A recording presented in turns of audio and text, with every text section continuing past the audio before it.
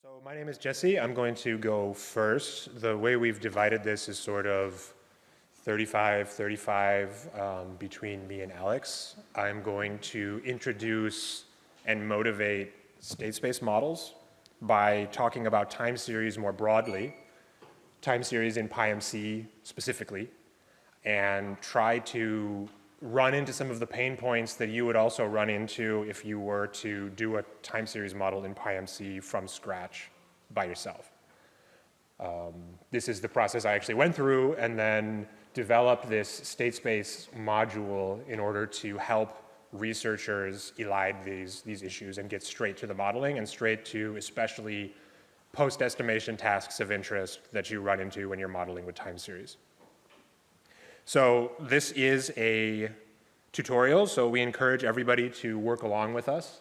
There are two links on the screen here now.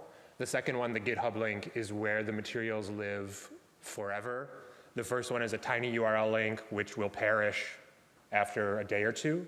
But for right now, if you just go to this tinyurl.com/statespace2025, you'll be taken to the GitHub repository. And in the GitHub repository, if you open the notebooks,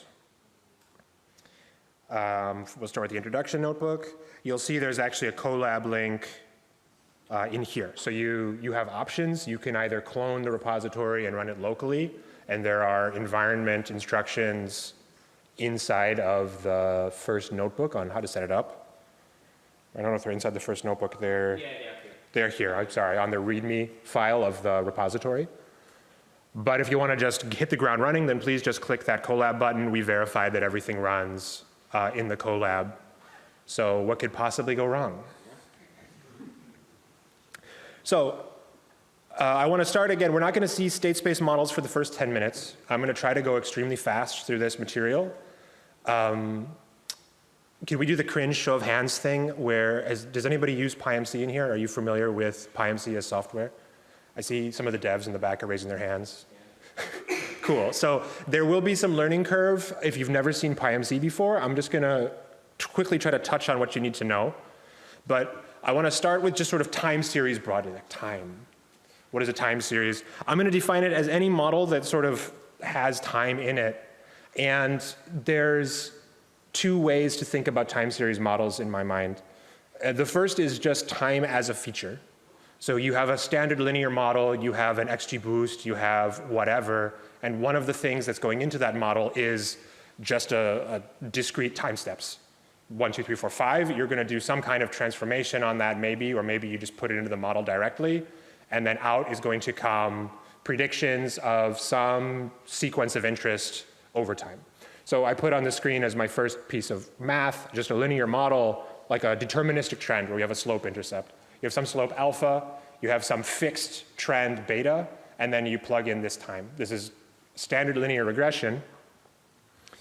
In PyMC, the way that looks, so if you've never worked with PyMC before, you always start with this context manager to make a model, and this is going to accumulate probability distributions so that we can work out the log probability of the data that you give us, conditional on the posteriors that you define. So I'm passing in data t, which is going from 0 to 100, just representing the march of time. I have alpha as my intercept. I have beta as my slope. I compute the mean, this is the expected value under this model, as just the slope times the intercept. Add a noise term. And then this is actually my data generating process. So under this model, time data arises from this mean, just whatever time we're at, it's going higher and higher over time. And there's some kind of error term here. I'm sampling one draw from the prior, so I haven't done any estimation yet. I'm just saying use these probability distributions, 1, 2, 3, 4, and then make me a sequence of data. So this is one sequence of data that this model could generate. You see it's upward sloping because in my priors on beta, I specified a half normal. So it's strictly positive. I like when the line goes up. I work in economics. If the line is going down, you lose your job. So I made the line go up deterministically. And then what's cool in PyMC is you can actually go back and mutate your models. I started with a model that had no data at all. It had no concept of like log p. And I can use this pm.observe on my model to go back in and say, well, actually this data generating process, I want to condition it on the data that I generated. And then I'm going to call pm.sample. And what pm.sample does is that it solves this Bayes formula and gives me the distribution of posterior parameter values given the data that I'm showing to the model. Okay, so you can run all of this. You'll get this output that's sort of saying everything went great. And then I'm going to do sample posterior predictive, which plays this same game that we started with. I'm going to sample new data sets from my model. But now I'm not going to use these numbers that I made up to begin with. I'm going to use the posterior values, the values that the laws of probability say we're likely to have generated this data. And if you do all of this, what you get is this graph. So on one hand, we have the blue data, which is the observed time series. We have the orange line, which is the mean of the posterior, so kind of our best guess of the expected value of this time series. And then we have this orange credible interval, which is kind of the biggest 94% blob of probability that we generated. So you can see that this is all nice. This is a time series model. But it's kind of not what you want when you do time series estimation. Even a lot of times you don't care about these parameters. Like when you're doing cross-sectional models, you might have a causal question, like what's the effect of someone's age on their weight? And you're really curious about what's that parameter of weight on age. In time series, you often don't care. Like you do, but you don't. You care about post-estimation things. Like for example, I want to be able to forecast. I want to say, given this model, what comes next? And because I have this linear structure and this, I just put t there, and I said t goes from 0 to 100, I can just update t. I can say, well, now t is not going to go from 0 to 100, t is going to go from 100 to 120. So I plug in a new t. The code for this is hiding here. I use this pm.setData, and this is a way to update data that's in your PyMC model. And I change my t variable to go from 100 to 120, and then I sample the model again in this forward fashion. So I'm not learning any parameters, I'm just generating new data conditioned on this new time variable. And I get the green values, yeah, so line go up, great.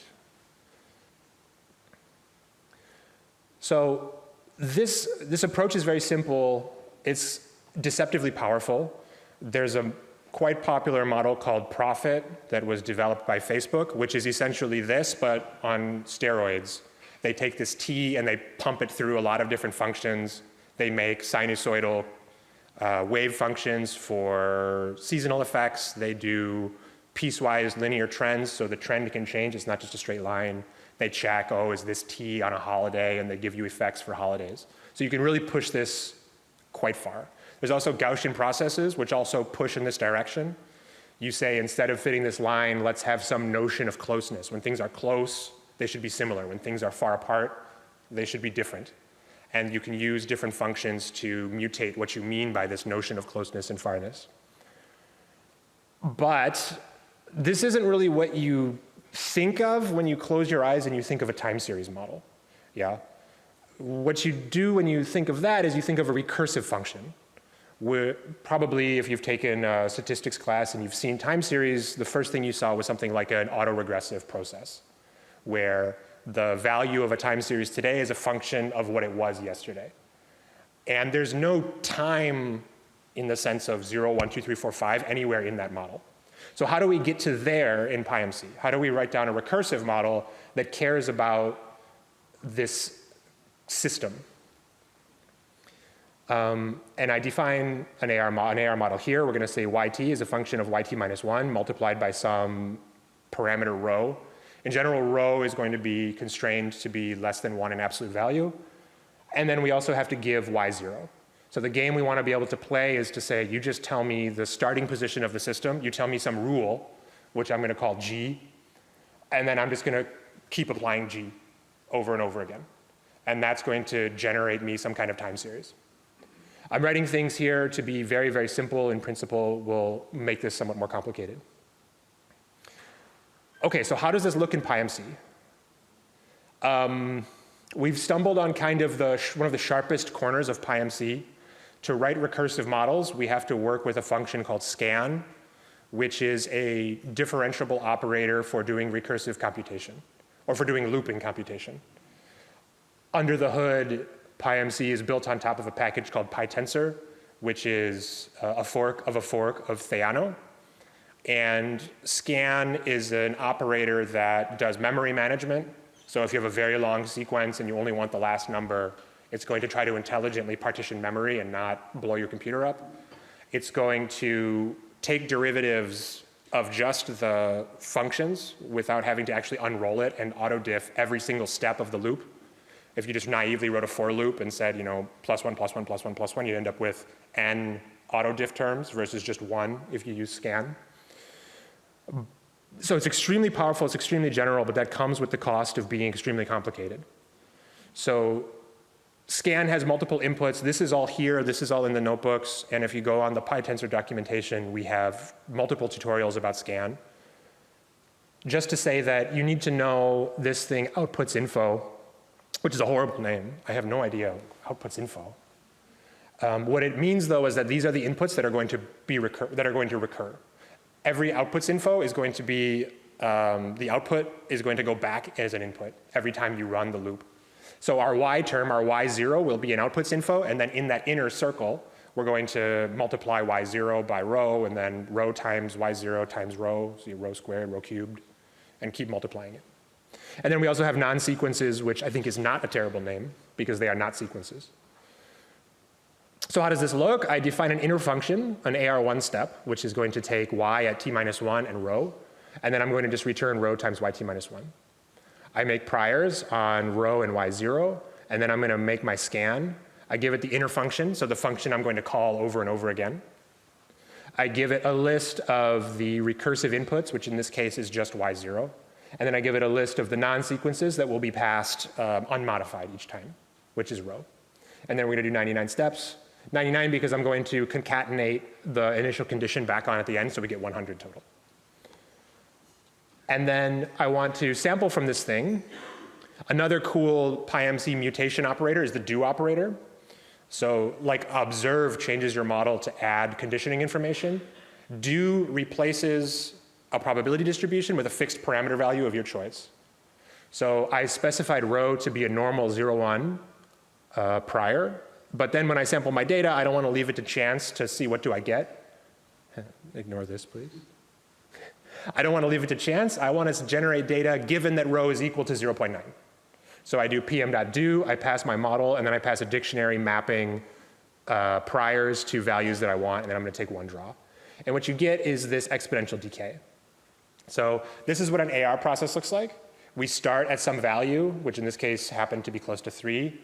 And then we lose 90% at each time step, and it sort of slowly decays downward. If you're following along, you can repeat this process and change rho to be different values and see, well, how does it look like if it's negative? That's quite an interesting outcome. Or see what it looks like if it's greater than 1 in absolute value. That's also an interesting case that's worth studying. I leave that to motivated viewers. So this is pretty dull. It starts high and then it sort of decays. There are physical processes, like if you're studying, battery life or something, maybe you're interested in a decay process like this that has no stochasticity built in, but probably you're not. So we want to bring in innovations. So this is like a time series vocabulary, and I'm trying to mix in some of the vocabulary of time series modeling here because it's quite dense. Something I've learned teaching people about time series is that time series statisticians just like invented their own priesthood of terms, and it keeps people away. So I'm trying to point that out where I think it exists.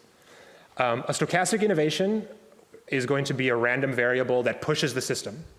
So we're going to distinguish between randomness that comes from our uncertainty about priors, like the rho, we don't know what the true value of rho is, so that's random. We also have randomness from bad sensors. There's measurement error in the model. We don't actually observe the true state of the system. But none of that actually like moves what the thing is actually doing in some quote unquote real sense. An innovation moves the system in a real sense. So to get this, we're going to have to do a bunch of machinery with PyMC. I will just tell you that this is here. I don't want to go into it because this is already going long. But you can see that this is starting to bloat a little bit. Our model is down here. It's 4 lines of code. But then suddenly we have to wrap our scan inside of an AR distribution. And suddenly we have all these helper functions. What is a collect default updates? I don't know. Don't ask me. What is RV size is none? So things are becoming more and more complicated. Now this works, and this is extremely powerful. PyMC on top of PyTensor is able to automatically work out the log probability of arbitrary forward generations.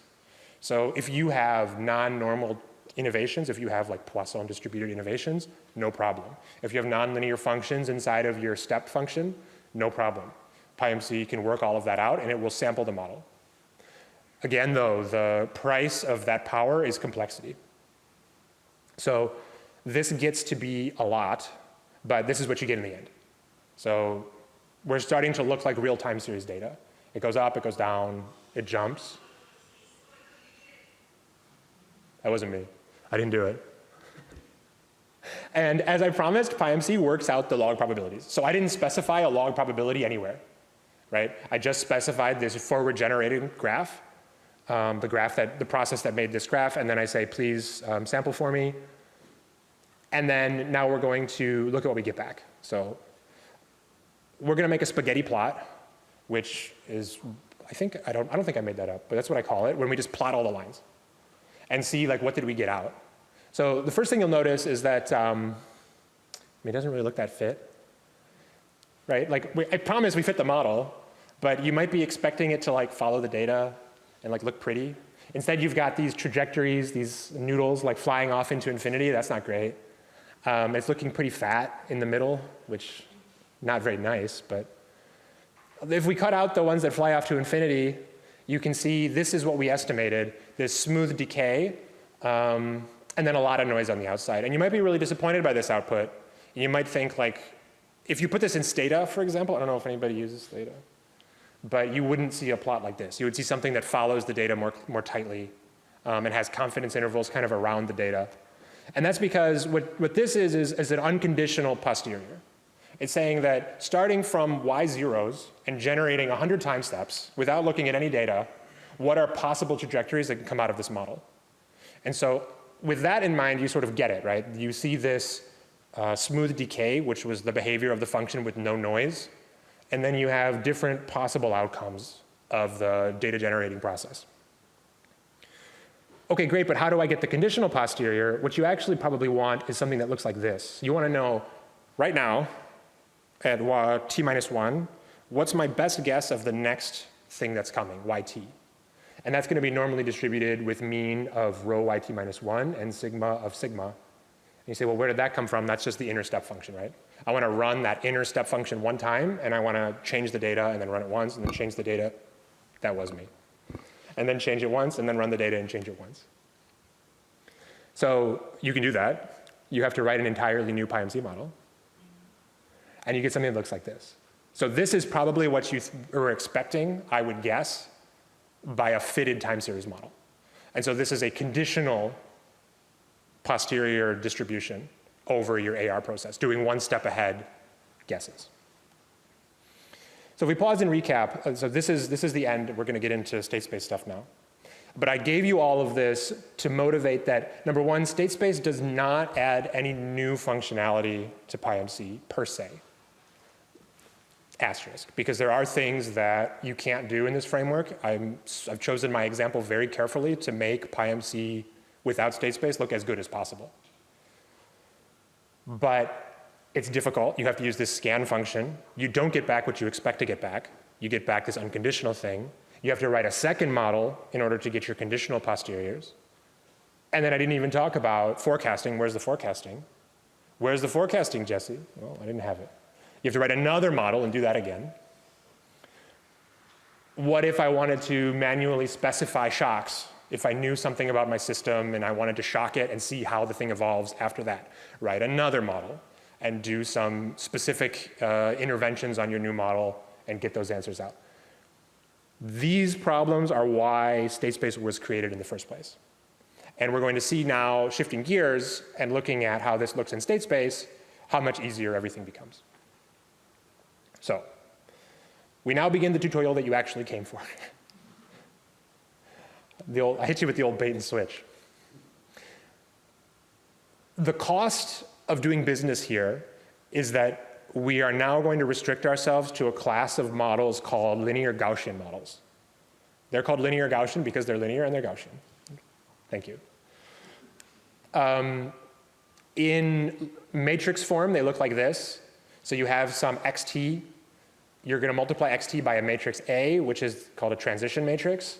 And then some innovations are going to come in, epsilon t. You might not actually observe x. You might observe a subset of x. So you could imagine that Z is just like a matrix of zeros and ones that picks certain elements out of the vector x. Or you could imagine that Z is the identity matrix. Maybe you just observe x. But we're going to have a distinction in our minds between observed and unobserved states. And I'm going to come back to what do I mean by that by way of a kinematic example in a couple of minutes. And then there could be measurement error on the observations. So we don't observe the true state of the system, we observe some noisy state of the system. You can imagine, for example, we want to know the temperature in a room, but I bought my thermometer on Temu, so I know it like plus or minus, right? And this eta is going to allow us to try to recover what's the true underlying temperature of the room, given that noisy sensor. And then I put a table of kind of what all this means, and I linked a very nice tutorial by Jonathan Jeckermanjian about hurricane path prediction using state space models. So if you're interested in this stuff, it's a very nice one. It goes into the nuts and bolts of how all this works. So our first state space model, let's just jump to the code. I'm too happy with my blah, blah, blah. Here's how it looks now. All of that stuff with scan is gone. It's just gone. All we're going to do is we're going to import PyMC extras.statespace. I call it PMSS.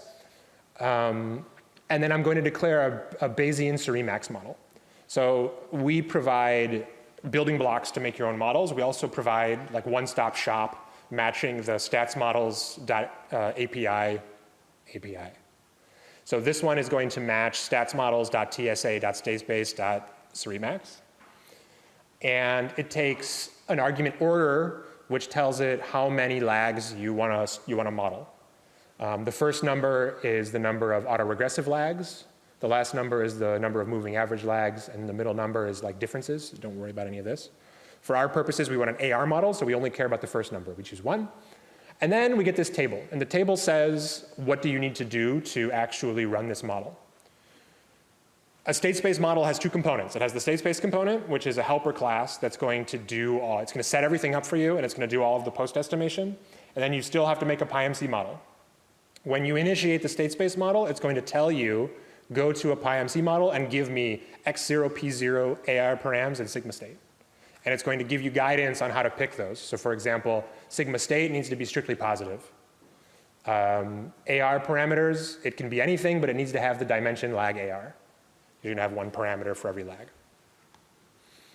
So when you go into the PyMC model, it is sort of magical. You just define these parameters, and it's going to match them by their names. So right here, I specifically made things as magical and unclear as possible. I didn't even save anything to a Python variable. And this is really just to emphasize that everything happening in the background is happening on name matching, and it's happening at a symbolic level. We're building a symbolic graph of this linear Gaussian state space. We're then going back into that graph, and we're going to substitute placeholder values. Like somewhere in that graph, we know what a general AR model looks like. But we're missing just what is your specific prior for the AR parameters. We go back in and we just pop it out and put yours in. And then once you've done that, you call this AR model.buildStateSpace graph, and you provide the data. So I'm providing the same data that I generated previously with the other basic model. And we will get a graph that looks like this. So this is this directed acyclic representation of your PyMC model. You can see that the data is generated from a Kalman filter. And then the Kalman filter is configured by the x0, the p0, the AR parameters, and the sigma state. So what is a Kalman filter? It's a recursive algorithm for computing the log likelihood of hidden states, essentially. I'll come back. Is that 10? Okay, thank you. I gotta speed up. I'll come back to that in a moment. Okay, and then you can call pm.sample as normal. Now, one thing about state space, you need to use JAX. We're working on speed. We need to implement things with sparse matrices to make stuff go faster. For now, the non-JAX backends are too slow to do real problems on.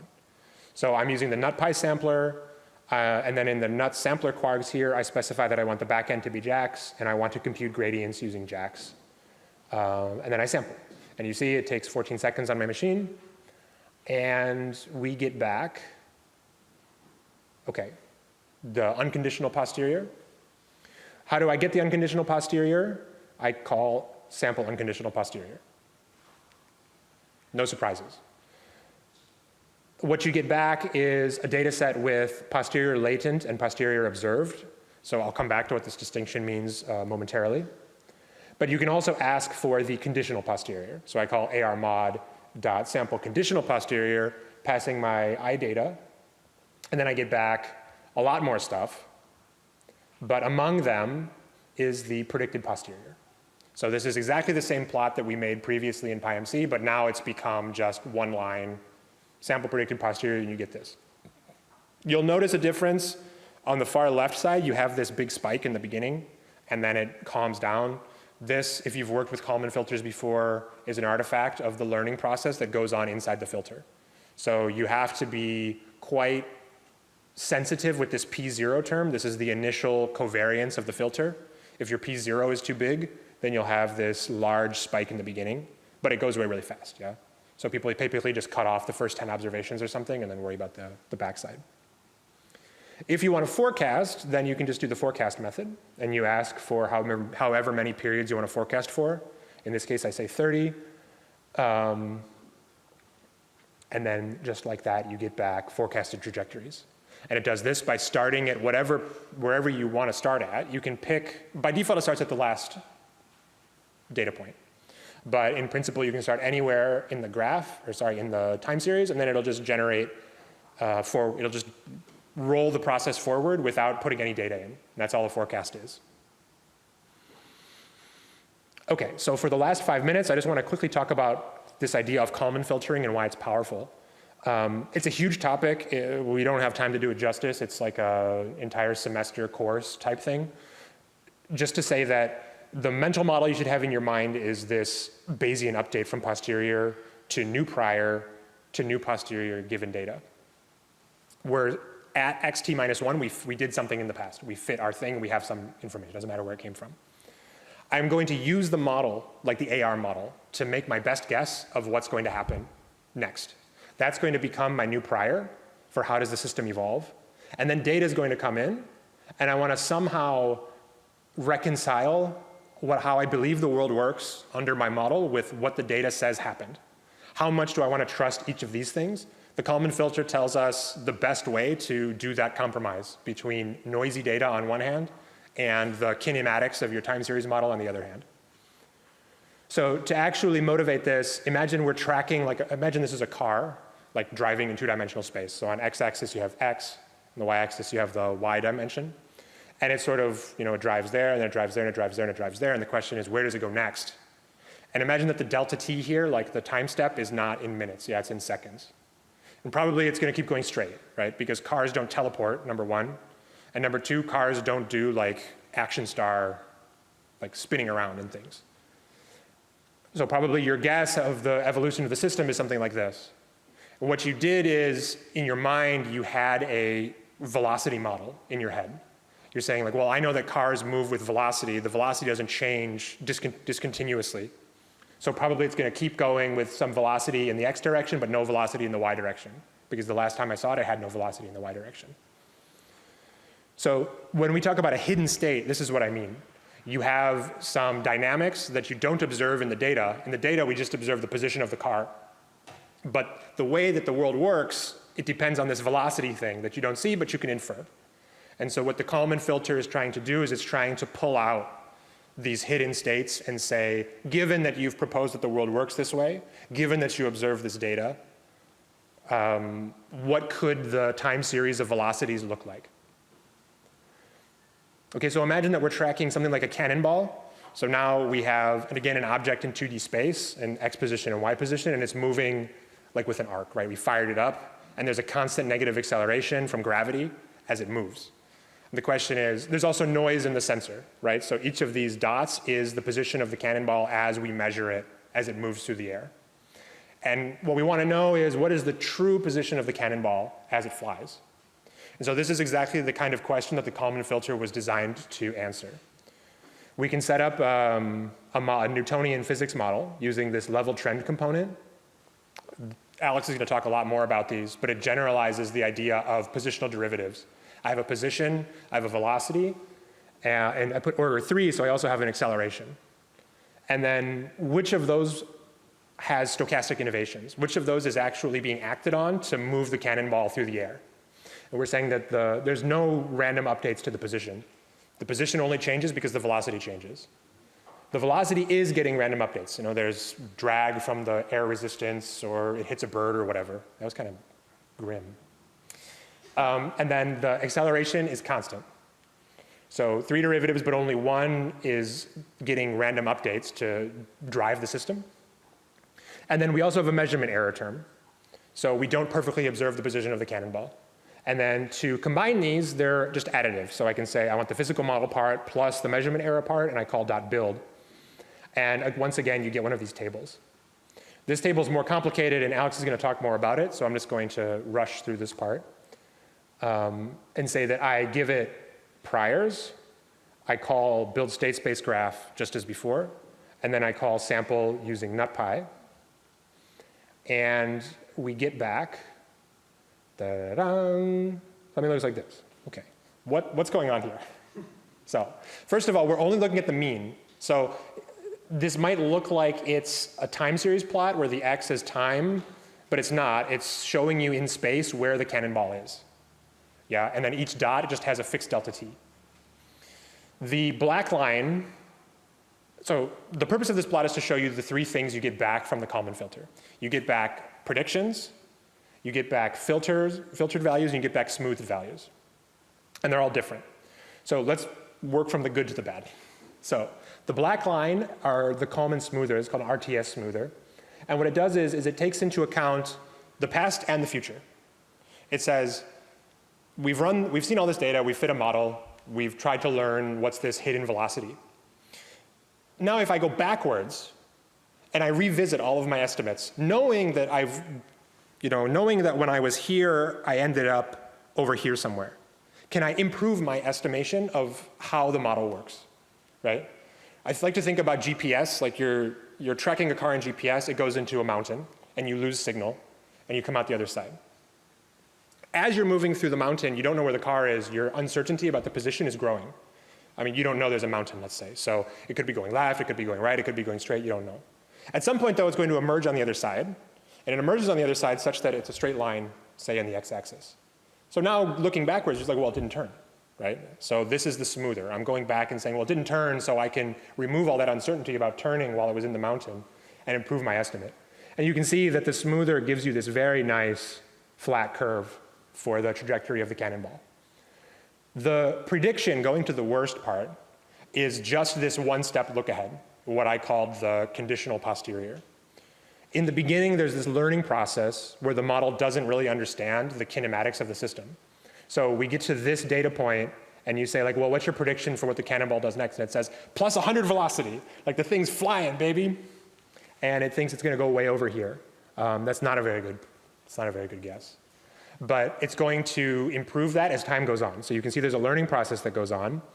And once we get kind of maybe around here, the predictions start to look more reasonable. It's now understanding what's the possible updates to the velocity at each time step. And then the Kalman filter is kind of in between the two. The Kalman filter is your best guess of the true state of the system at time t, given that you've seen the data at time t. So going back up to this picture, the filtered value is going to be this one that's in between the measurement and the prior. So if you have noisy data, you update, this is the prediction. You get this measurement value in, and then the filter says, well, okay, it couldn't have possibly flown off with plus 100 velocity. That's too crazy. Let's calm down, plus 10. Which also is crazy in the beginning, but it gets better and better over time. Now, one thing, I never showed you any of this filter smoother stuff in the AR model. And that's because the AR model has no measurement error. When you have no measurement error in your model, then all of this Kalman filter stuff doesn't happen. It just trusts the data completely, right? If you say that the sensor is perfect, I know where the cannonball is when I take a measurement, there's no reason to play this game, right? You just say, what's your best guess of where the cannonball is at time t? Well, it's where the cannonball is at time t. Okay, and you can also pull out, for example, here is our estimate of the velocity in x and y as the cannonball is flying through the air. So to kind of recapitulate everything, we saw how you can make time series models in PyMC. It's possible, it's powerful, it's flexible, it's also very complicated. So the purpose of the state space models is to simplify the process of writing down a time series model and simplify the process of post-estimation. So you care about doing hidden state inference, you want to know what's the velocity of the cannonball. You care about forecasting, you want to know what's the interest rate going to be tomorrow. Then instead of having to do a bunch of somersaults with PyMC models, you just call a method in the PyMC state space object. We also saw, though, that the cost of that is flexibility. So you are not able to have nonlinear functions, you're not able to have non-Gaussian functions, but there's still a lot of room for flexibility. And Alex is going to go into a quite detailed example that shows really how powerful and how extensible all of this is. So I'm going to turn the microphone over to him. Thank you.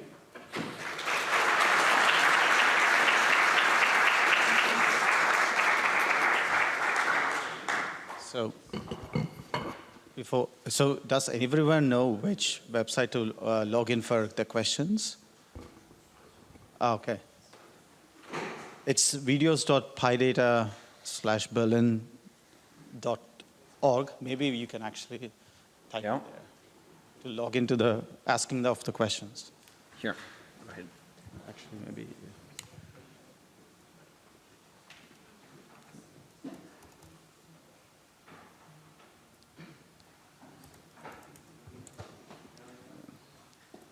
Meanwhile, if anyone has a question, maybe you can also take it.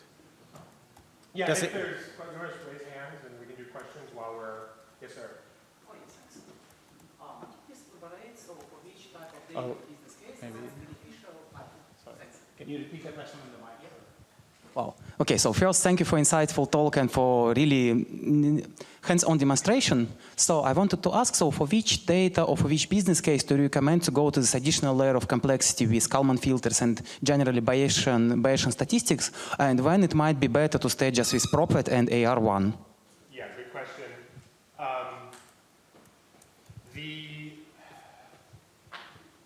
So when you have intuition about the priors of the system, so it's, I think maybe you can use that. Okay, sorry. I think it's always really good to start with a simple baseline. So I would never tell you to not start with profit. I would never tell you to not just fit an ARP with stats models. Where you benefit from in the Bayesian setup is from priors. When you know something about the system, you know that the velocity is going to be in some range, or you know that sooner lags are more important than later lags, and you can encode all of that information into your model. So also when you have multiple time series and you want to somehow connect them together, you have like 10 AR processes, and you don't want to just fit them one at a time. You want to fit them saying, well, actually, the decay process of all 10 of these should kind of look the same. Then the Bayesian machinery buys you a lot. But yeah, I agree that this is still a work in progress. It can be quite slow. I was talking with some people before, and they were saying, like, yeah, I gave it a try, but we have hundreds of thousands of observations, and it just didn't work for us, like, understandable. So very, very powerful, but also you pay a cost in speed. Yeah. Yes? Wait.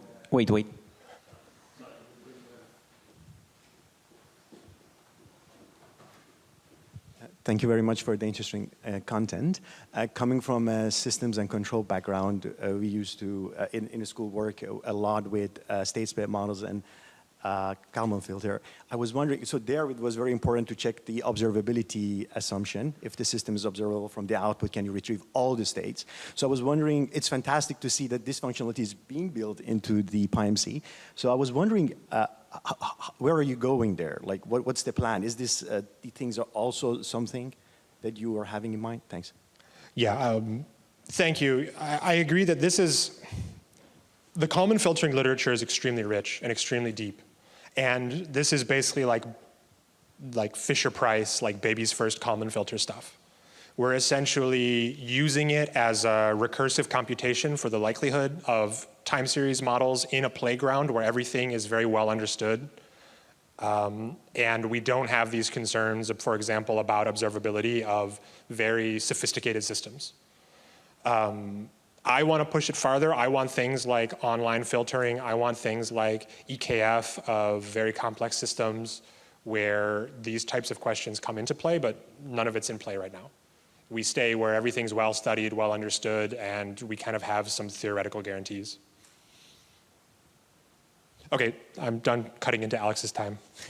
I mean, and PRs are welcome for these kind of innovations. So, you know, like, if you like online filtering and would like to work on that, contact us.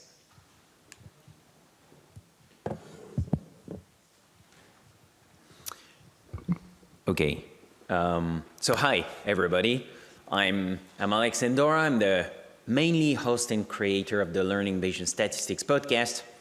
I've heard it's the best one out there because it's the only one about Bayesian stats, so that helps, you know. So today though, no podcast, although I had Jesse on the show talking about all the state space stuff into the origin story of Jesse himself. So the link is over here. Give it a listen because we go deeper into the interpretation, especially geometric interpretation of the models and so on. Right now, what I'm going to show you is something very applied to basically take what Jesse just told you and then apply it on a real use case. And that use case is going to be about French presidents' popularity. I don't know why you're laughing. No, yeah, so in a previous life, I was doing political science, and I'm French, so I was like, that's funny. I just noticed that all French presidents, whatever they do, they just drop in popularity, you know.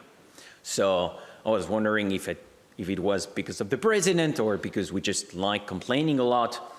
So then what I did is that I compiled a data set. I went through the archives of the pollsters and just compiled a data set of popularity of the French presidents. And so that's what we have here on the screen. You can see that we have quite a lot of polls starting in 2002, which is when the term length, the term limit went to 5 years instead of 7. And so that was the second term of Jacques Chirac. I don't know if you remember him fondly. Of course, everybody remembers him fondly now, but you'll see he was very unpopular at the end of his term. So here, this is just the raw polls. What we're going to do here to make things easier is we're going to take a simple monthly average first before we get that to state space, just to get less data, so that's going to go faster, and to get a fixed time interval. That's also not stupid, you know, polls are very noisy, so actually just looking at the monthly average is actually quite justified. But if you wanted to not have fixed time interval, you can do that already in state space, just not out of the box. But we have an example now up on the PyMC website, which is the Hurricane notebook that Jesse mentioned before by Jonathan. So please, if you're interested in that, give that a read. And if you think about something to add that out of the box to state space, sure, make a PR. So here we're just going to do an average over month. So that's what you have here on the screen now. You can see that for each month, it's going to go from May, and then for 5 years, so it's going to end in April, 5 years later for each president. And we have an approval value here. And remember what Jesse said, we need normally distributed data. So what I did is just I took the approval number and scaled it so that it's 0 mean and standard deviation 1. So now we have real valued popularity data or approval data. And here it is. So just to show you that I didn't do anything weird with the data, you have first the raw data and then the scaled approval numbers. Each color is a president. You can see that at least the first 3 ones, it seems like French people are getting grumpier and grumpier each term because the baseline really drops. So here we should expect a drop in the level when we model, okay? The position should drop. And then pink one was Macron's first term. So then here we had a huge bump in comparison to Hollande and also to the historical baseline. And what's interesting here is that you can see when I start paying attention to French politics, which is at the beginning of Macron's second term, which then I just stopped collecting the polls. And I'm just going to say that it was on purpose for this tutorial because that means we have missing data now in our data. So now we're going to also show you how to handle missing data in state space. You're going to see it's going to be super easy. We don't have to do anything. So this kind of data is actually also super appropriate for a Gaussian process, for instance. I love Gaussian processes. I use them a lot, so I always talk about them at some point. If you're interested in that, that's very good because this is a nonlinear relationship, but it's hard to write it down in pen and paper. So that's why here Gaussian processes are going to be very interesting. If you're interested in that, I have a blog post in the notebook. You have a link where I implement Gaussian processes to do that. But here we're going to do state space because it's actually super interesting too because there is a lot of structure here. Right? If you know a bit about politics, and even without that, you can see that it's kind of always the same pattern that we see. Like presidents are popular at the beginning, more or less, and then it just drops. If they do something stupid, then they get very unpopular, like Hollande, but then it's just a new president. Okay? So let's get going. Here, we're going to start with something that's called an unpooled model. So that means the model is going to have no memory. So that means it just sees one president, gets to the next, forgetting everything. Okay, so for instance, to predict Macron's second term, this is a bit stupid because then the model is going to be like, well, I don't know who this guy is. Whereas it should know because we already have one term of that guy. But still, as Jesse said, that's always a good idea to start with simple baseline. So that's going to be an interesting baseline, and that's going to be easy to make. So you'll see, like, this is a good way to start. So we'll have, to start with, we'll have one level for each president. We don't have innovations on that. Then we have one trend per president. Here we'll add innovations, so that means like random shocks like that at each time steps, potentially. And Jesse has a great structural modeling notebook up on the PyMC Extras website where he goes into why it's usually not a good idea to have innovation for level and innovation for trend. Okay, here, like, just take it as granted. We'll have one AR1 component per president that's saying, well, the value in January gives you a good idea of what the value in February is going to be. And finally, we'll have a noise component because polls are very noisy. And that one we will share across presidents. Okay, all the other parameters, each president is going to have his own parameters. But for the noise, since it's more related to the polling process, we're going to share that across president. And doing that is super easy with state space because now we just define each of the components. And here you can see I have my level, trend, order 2, and innovations order here, that's the important thing. And now, actually, for you guys, for the tutorial, we developed the ability to have multivariate time series now in state space. So when you want to do that in state space, just have to pass the name of your time series to the keyword arguments observed state names. Okay? Here, our observed states are the precedents. Okay? So I know at the beginning, like observed state, hidden state, this stuff like gets mixed a bit in your brain, but then with practice, you'll get there. But basically, if you have several time series, observed state names. Okay? So you have that, and here the important thing is that you can also share the states across your different time series. So here, for instance, my measurement error, I'm telling the model, yes, there are several observed states, but I want the parameters to be shared across those states. That's all. That's all you have to do. Here we get all our model requirements, and what we need to do is now define the PyMC model. But first, we have to format the data for state space, because as Jesse was saying, state space is doing a lot of magic stuff for you under the hood. The price of that is losing a bit of flexibility in how you present the data to state space. So I'm not going to go too much in the detail here. You have everything in the notebook, but basically what you need to know is that the shape must be, the rows is the number of time periods you have. So here it's going to be our month of polling. And then the columns is the number of time series you have. So here we're going to have 5 columns for 5 precedents. And something very important that we haven't added yet, a hard check on state space, but the PR is coming. You should be careful that the names that you pass in observed states names are the same than the one you have in your data frame. Okay, because right now state space is not going to error out, it's going to do its job, but then you're going to get weird looking results. So just that. Here I implemented the check for you, so no worries, but in a later version you won't even have to care, but that is going to be done for you. But if that errors out in a future version, that's why, okay? So here you see the data is formatted for state space, and you can see here this is full of nans. Okay, we just have 2 months for Macron's second term, and then no data.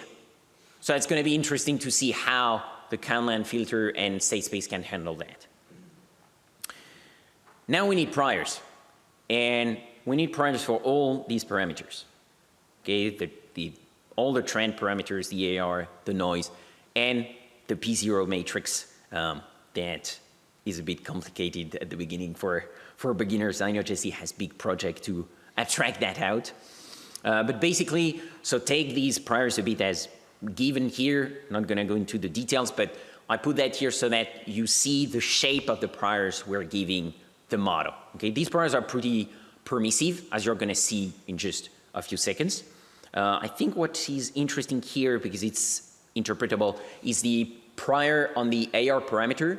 Here you can see we're telling the model we're expecting quite a lot of autoregression, because most of the prior mass is between 0.8 and 1. Right? So that's telling the model expect quite a lot of autoregression. And just as a reminder, when the AR parameter is 1, you get a random walk. Okay, so it's exactly the new data is the previous data plus some noise. But that's the limit for the AR, so you usually don't get as close to 1. And here you have the priors for the sigma. You can see they can get very small, and they need to be very small because you're going to see how the priors explode after some time in the time series because all the components interact. So now we're ready to define our PyMC model, and this is pretty easy. There is a very nice package that I'm using here to define the priors, and it interacts very well with PyMC. That's called prelease. So here, this is for instance, the P0 level prior that I defined here. That's the first plot. You can see that I save the variable here. And then if I want to define it directly into PyMC, I just call toPyMC and give it a name. And that's why I don't have to do copy pasting and stuff like that and, you know, forget about changing the prior. So here we have all our priors. Yeah, I don't think I'm going to go into the details of that. If you have questions, for sure, after the presentation or even afterwards during coffee or else, come and talk to us. I know priors can be intimidating to beginners in the Bayesian workflow. Usually, I'm going to tell you, don't overthink it. You know, like try something, see what it looks like, and then tweak it, okay? Like most of the time, the prior won't matter too much after a few steps anyways. So, and you're going to see that here. So here we get our nice model. Oh, yeah, maybe. No, we're all good. So here you see I'm building the state space graph like JC showed you. And now I'm looking at the DAG. So the DAG looks nice. I always look at those very intently when I'm building the model because I do a lot of shape errors. But here we're all good. With state space, it's actually much easier because like you get way less shape errors because you know the shape, you know, here when you define the model. So that's super helpful. So now we have the model, we can do prior predictive checks. That's exactly what I was telling you about. So now we sample from the prior predictive and now look at the unconditional prior. Okay, so no data at all. It's just the model structure. What are we expecting based on our model structure and prior parameters? Here you have the prior structural decomposition of the time series. Again, each color is a precedent, and you can see the level, you can see there is no innovation in the level, right? It's very, very smooth. Whereas the trend, here you can see there are innovations in the trend. It's much wigglier, okay? And like, this is good, we want that a priori. And the AR, well, is doing its AR stuff, you know, like there are some weird curves down here where it's expecting a lot of drops. But that's fine, that's the prior, and if we don't have problems fitting, that should be fine. Now, I'm looking at the exact same thing, but instead of looking at the level, at the structural decomposition, so the hidden states, I'm looking at the observed states, okay, the actual observation of the model. And here you can see the dots, the small dots are the actual polling data. So, in theory, I'm not supposed to show you a plot like that in the Bayesian workflow because you're not supposed to peek at the data before setting your priors. I don't know, I find that a bit too theoretical. Like it's actually very helpful to look at the data. Like don't try to mimic the data. I think is a more sensible advice. So here you can see this is a good prior check, right? The data is inside, but the model is not constrained to already fitting the data. Something we can do also is looking at the sample, at the conditional prior. So that means the prior parameters, but already conditioning on the observed data. And you're gonna see here, we're gonna get much more structure already and less uncertainty, even though we still have a lot of uncertainty, right? Look at the y-axes are still wide, because remember the data is standardized, so standard deviation is 1, and we can still get to -10 in popularity, so that's very big. But still you can see we start having some shapes of the data, right? And the model already starts to understand that, wow, that all-on guy really wasn't popular. So we should be careful about that guy.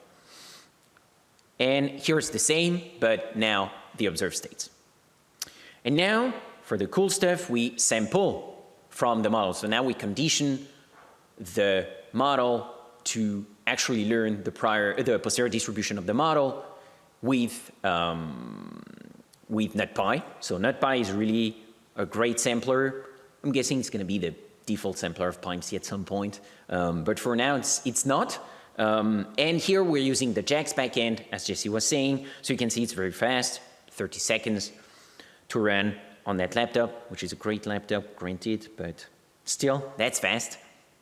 Everything goes well here. So this is called a trace plot. I'm not going to go into the details here. If you're interested in that, I put some links in the notebook. You can ask questions. This is basically Very important when you're doing a Bayesian model. He's going to tell you whether your model has big issues or not. Here, no issues. We're all good. And now we can do the posterior conditioning. This is what we're after. So now this is the posterior structural decomposition once we have seen the data. So you can see the level is indeed learned quite well by the model. You can see that basically, so the level is the position. Remember what Jesse said? So that's the position of the approval. It gets down with time, most of the time, except for some president, like Macron, for instance, it plateaued pretty fast. But otherwise, for Hollande, for instance, in green, you can see just the position drops all the time. What's interesting is the trend still picks up some information, but you'll see in the further models that it becomes a bit irrelevant once you add some other information. And the AR is very helpful. Like, because once you've taken into account the position, so the level, and the velocity, right? Yes. The velocity, which is the trend, there is still information left with the AR component. And we can see that also here in the trace plot. You can see that the parameters on the AR, you can see that all the posteriors are really, really close to 1. And that's because basically that means there is a lot of auto-regression in the data, which makes sense. Popularity, presidential popularity doesn't evolve very fast. And that's the same plot as before, but now conditioning on the data. And you can see that state space doesn't have any problem handling the missing data in Macron's second term, although granted, it's not a very useful plot because, well, the uncertainty is huge, but it's always going to be like that because, like, especially here, we're forecasting a long time scale away. So here we're trying to forecast a full term, so that's 5 years. That's way too much. Right? When I talked about that with Jesse, you were telling me basically try and forecast 1 period out. So that means here we should forecast 1 month out, not 1 term.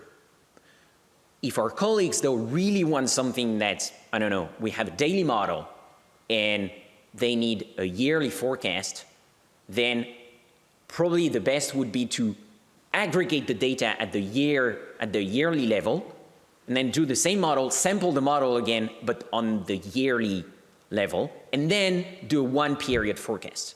That means 1 year out. Okay? So now we're gonna do something cooler that's actually blending a real force of a real strength of Bayesian modeling, which is partially pooling the model. So now instead of having a model that just forgets about a president each time it models it, we're gonna not only estimate the presidential parameters, but we're gonna also estimate the upper level distribution of the presidents. We're gonna say presidents are randomly pulled from a higher level distribution, which is like the Platonic idea of a French president, okay, whatever that is. And then each realization of that Platonic idea is taken from that distribution plus noise. And that's going to help us a lot, especially when we have new presidents. Because then that means we're not flying blind, because we know already about the population, so we're going to draw from the population to model that president. And that's not only for presidents, right? Like, this is just a toy model. Like, if you're working, I work in sports. If I'm modeling a new player, if I'm forecasting a new player I haven't seen before, if I have a hierarchical model, that's much more interesting, and the forecast is going to be much better than a completely unpooled model. Okay, it's going to be the same thing for marketing or things like that. If you have several channels. Would you like to take some quick questions, if there are any? Sure. Yeah. Any questions already? Yeah.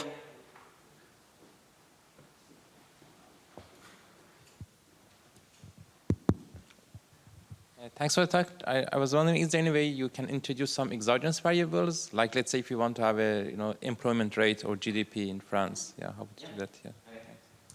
Yeah. Yeah, I can do that for you just right now, improvising. Look at that. With state space is so easy.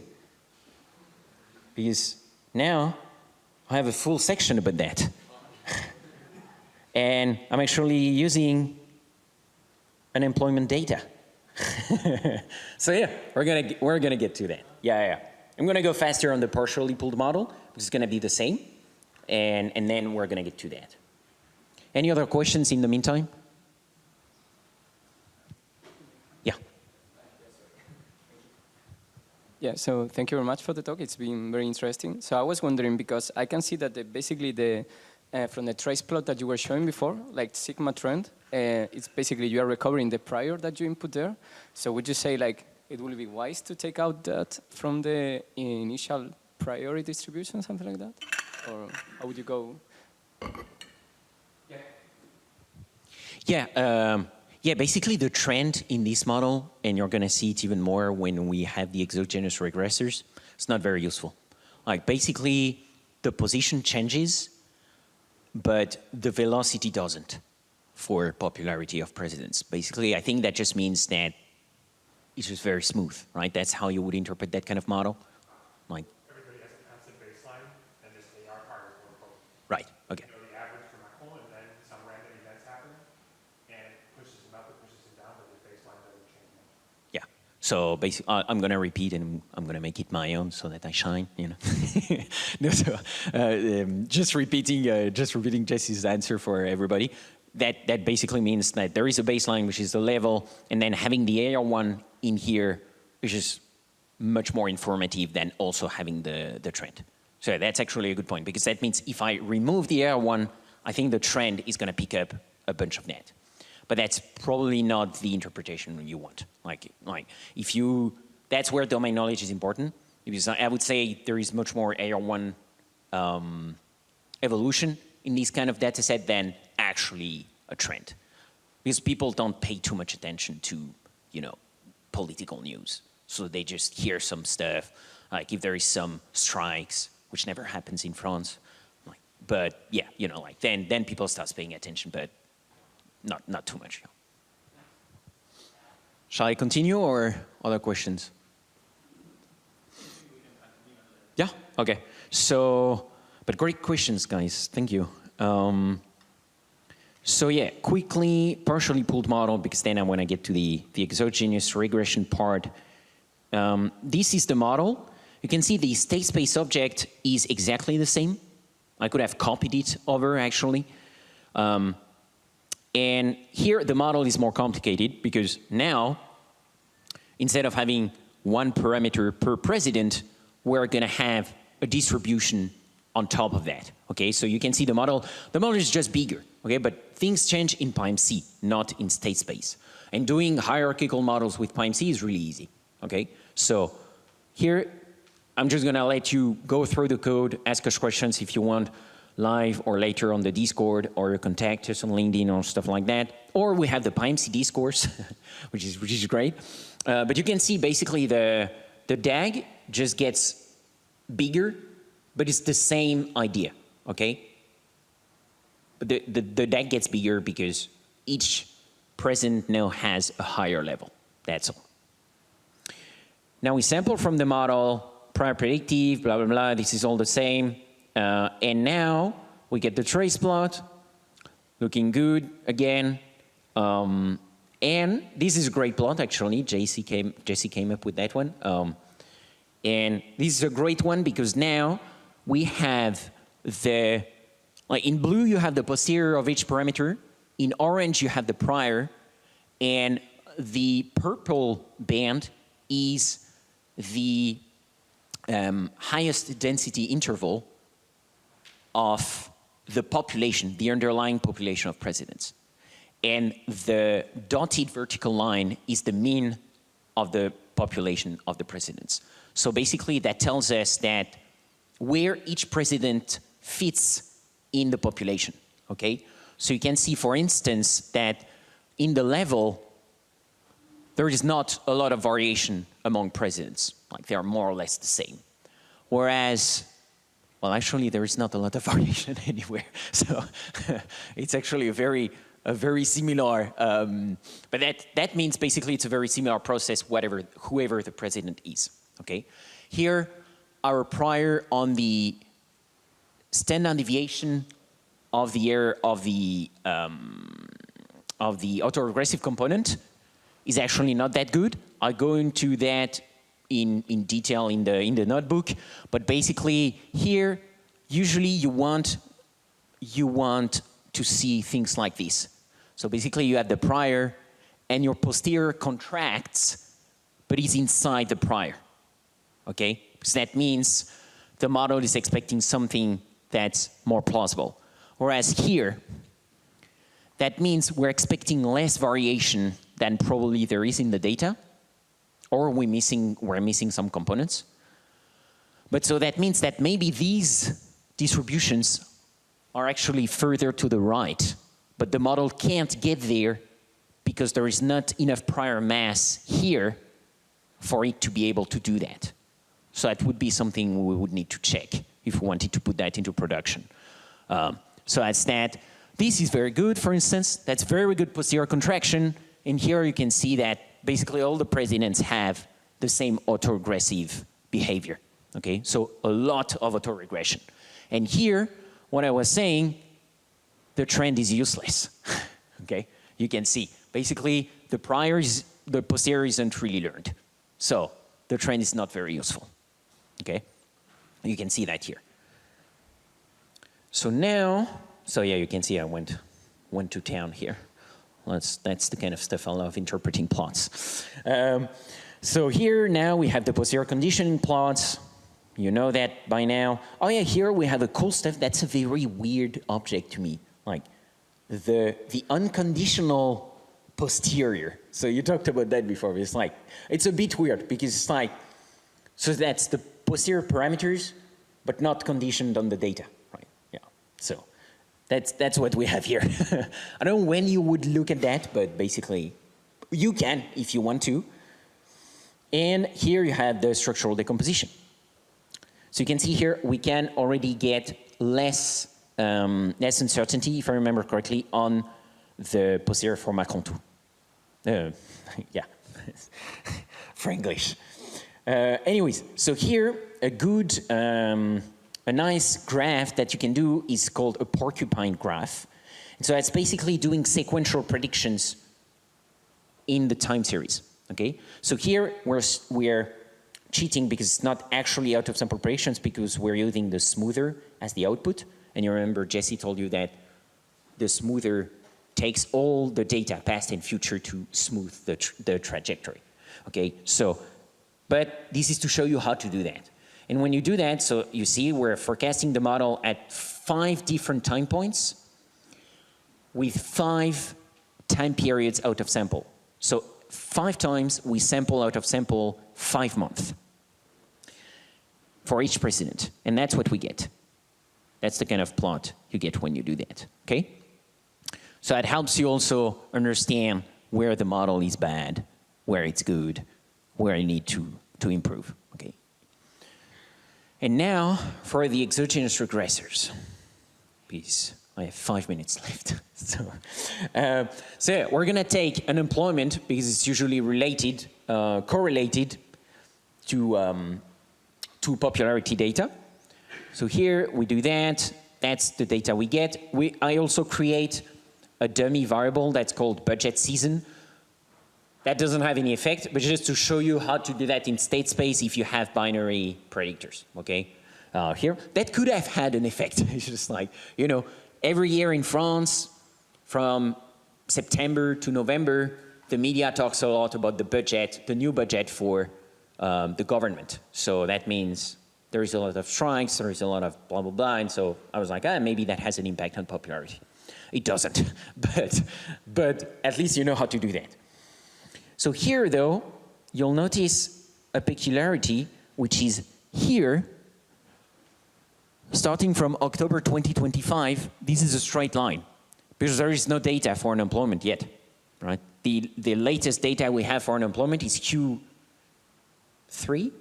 Yes, Q3 2025. So it stops in October. So here I just did a forward fill. And then, since I love over engineering stuff, I was like, actually, talking with Jesse, I was like, actually, we could do a model in a model. So what we did is we're fitting an ETS model, that's exponential trend smoothing. There are links in there. Do look up these kind of models because they are very good baselines. So to start with, they are super easy to set up, and they are usually hard to beat. So, and you can do that in state space, as you're going to see. So here I put a bit of details about what ETS are and so on. And this is how you define it in state space.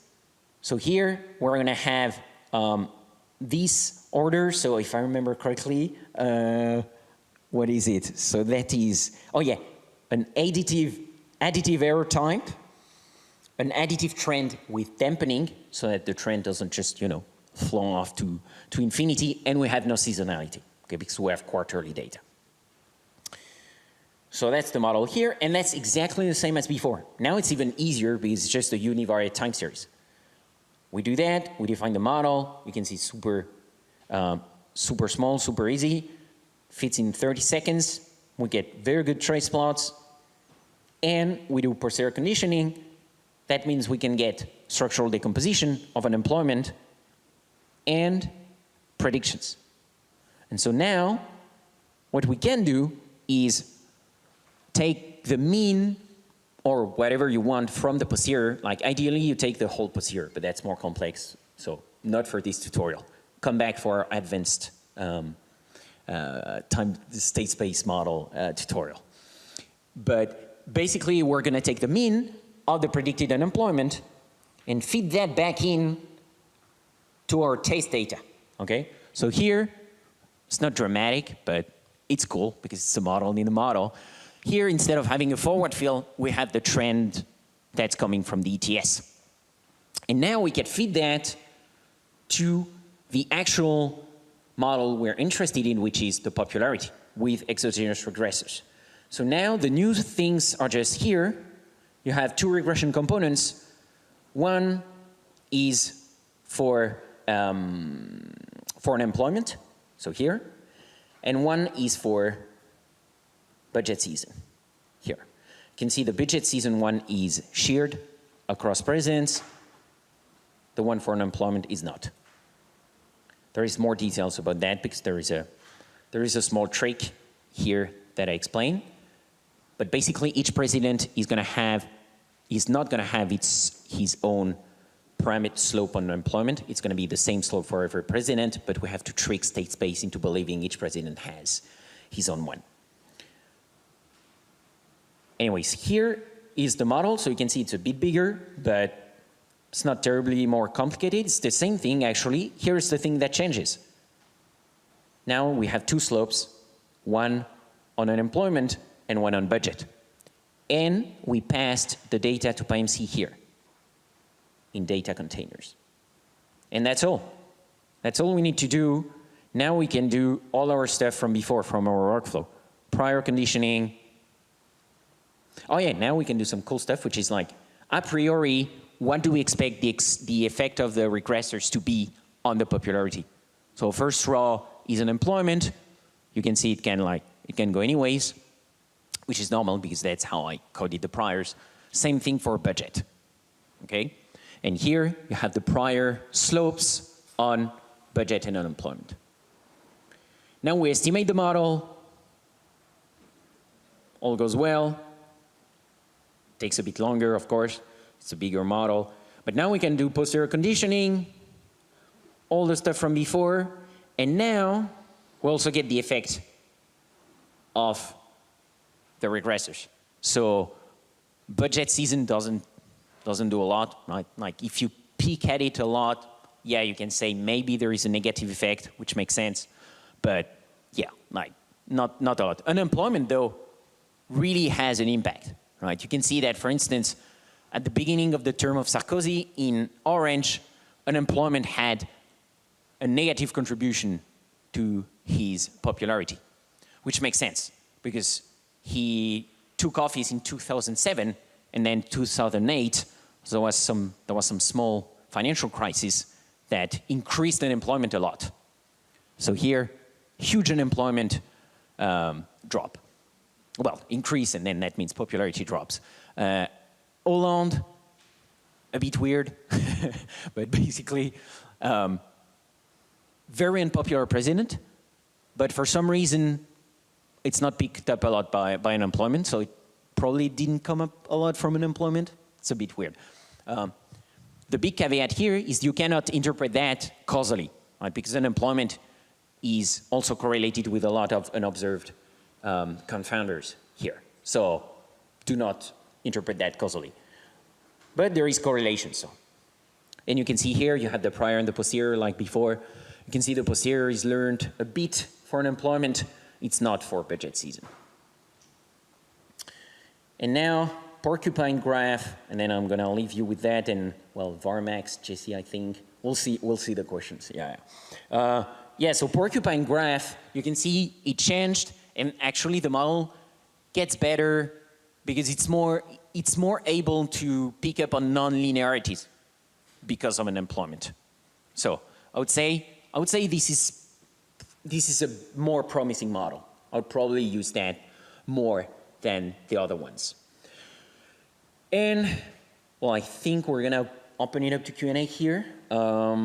We have another example here that I really encourage you to look at, which is Varmax. Jesse literally coded that up in 10 minutes before the tutorial. That's how good he is. But yeah, that's very good because Varmax are super powerful models where it's like taking these models but making them on steroids because you can relate all the different time series between each other. And so here, what you have is with the order, I think you specified that, right? Yeah, so here what this model is saying is that popularity influences popularity. Popularity influences, no, sorry. Unemployment influences popularity. Unemployment influences unemployment. And popularity influences popularity. But popularity doesn't influence unemployment. Okay, doesn't go that way. So that's what this model is doing. You'll see the structure is also imposed here in the PyMC model. These are the important lines with the Koleski decomposition of the covariance matrix. And then you can do some very cool things like here, this is the effect of approval rating when unemployment increases by 1 standard deviation. And that makes sense. Basically, that means if unemployment increases by 1 standard deviation, we're gonna see a drop in popularity and it's gonna plateau at some point, but it's not gonna come back. If a president is bad at unemployment, this is gonna be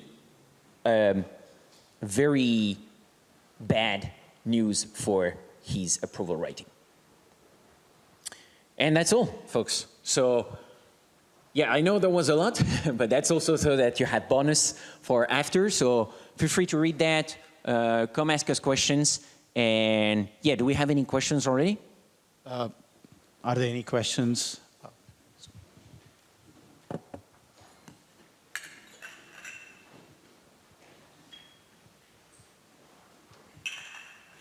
Thanks for the presentation. So my question is, given that we would use these models for forecasting, how would you say was benchmark against deep learning models or even the pre-trained models that now are based on tokenizing?